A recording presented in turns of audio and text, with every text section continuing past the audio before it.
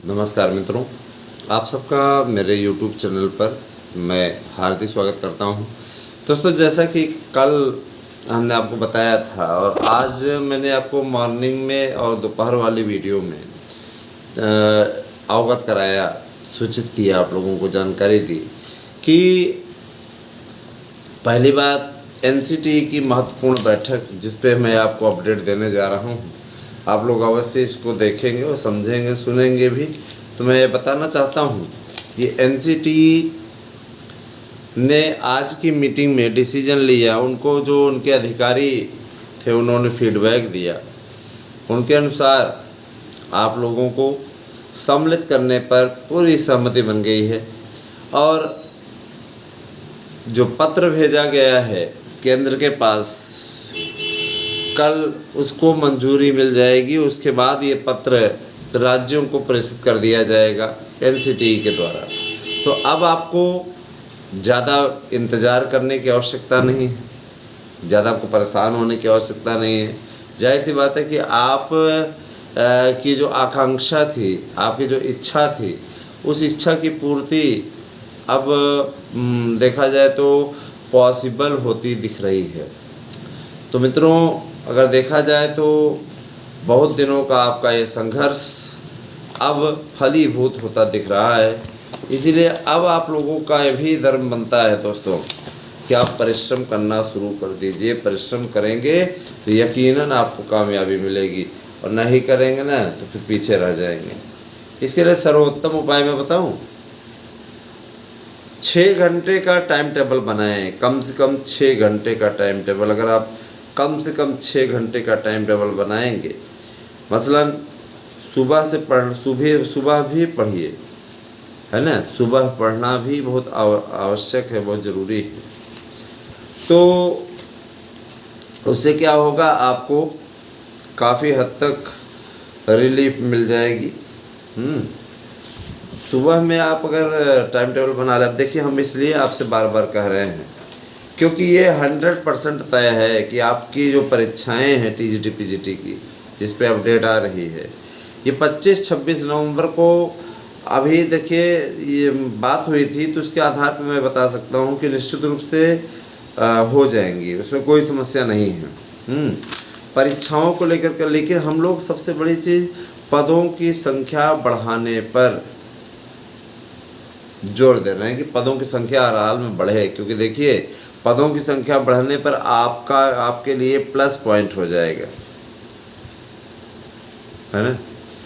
पदों की संख्या बढ़ने पर आपके लिए प्लस पॉइंट हो जाएगा और इसके लिए प्रयास किया जा रहा है, उम्मीद की जा रही है कि आपके पदों की संख्या बढ़ेगी। क्योंकि देखिए ये एकदम स्पष्ट है दोस्तों कि पदों की संख्या नहीं बढ़ती है तो कंपटीशन बढ़ जाएगा, ऐसा इनका कहना है ना। आप सोच रहे हो क्या लिखा हुआ है, तो ये जो कुछ नोट करके लाए हैं मैं बताना चाहता हूँ। परीक्षा की तिथियों को लेकर के इनका ये कहना है, स्पष्टता है कि हमारे नोट करने वाले जो नोट करके ले आते हैं मैटर को, उनका स्पष्टता कहना है कि परीक्षा जो है समयबद्ध तरीके से 25-26 नवंबर को होगी। और रही बात देखिए NCT की मान्यता की, तो मित्रों मैं बता देना चाहता हूँ कि NCT अपने हिसाब से काम करेगी। आप लोगों को एंट्री मिलने जा रही है, ये चुनावी समय भी कह दीजिए, चाहे किसी भी प्रकार से चुनाव की भी व्यवस्था है। चुनाव की व्यवस्था ओल्ड पेंशन देने की भी है, OROP भी देने के लिए सरकार मजबूर हो रही धीरे धीरे। और देखिएगा चुनाव तक, लोकसभा चुनाव तक, ये निश्चित रूप से जब 1-2 राज्यों में इनको झटका मिलेगा तो ये 1-2 राज्यों में जहाँ मिट्टी खाने को इनको मिली, अपने आप ये सुधर जाएंगे और निश्चित रूप से ओल्ड पेंशन दे देंगे। तो ओल्ड पेंशन का विकल्प नई पेंशन नहीं है। नई पेंशन में सिर्फ और सिर्फ कर्मचारियों को उल्लू बनाने का काम किया जा रहा है। नई पेंशन स्कीम इसलिए भी बेहतर नहीं कि अगर नई पेंशन स्कीम इतनी ज़्यादा कारगर होती तो लोग पुरानी पेंशन मांगते ही नहीं, जाहिर सी बात है पुरानी पेंशन में क्या रहता था, जितना आपको वेतन मिल रहा है ना, उसका आधा आपका पेंशन बनता है। तो ये अच्छा रहता है। मान लीजिए कोई 40,000 पा रहा है तो रिटायरमेंट होने पे उसको 20,000 पेंशन मिलेगी। और नई पेंशन में कुछ नहीं है, नई पेंशन में कुछ भी नहीं है, तो नई पेंशन का कोई मतलब है नहीं। तो भैया हमें पुरानी पेंशन चाहिए, हमें नई पेंशन से कोई मतलब नहीं। नई पेंशन आप रख लो, पुरानी पेंशन हमें वापस कर दो। अब रही बात ये कि अब सभी लोग क्यों इतना ज़्यादा उछल रहे हैं, पहले क्यों नहीं उछले है ना। तो भैया ये बात है, देखिए लोहा गर्म रहता है तभी चोट करनी चाहिए, ऐसा मेरा मानना है। और ऐसे ही आज के संगठन इसीलिए वो कर रहे हैं, है ना। मैं मानता हूँ देश के प्रधानमंत्री ईमानदार हैं, सब कुछ है, मुख्यमंत्री बहुत ईमानदार हैं, हमें ईमानदारी पर कोई संदेह नहीं और आप लोगों की कर्मशीलता पर कोई संदेह नहीं।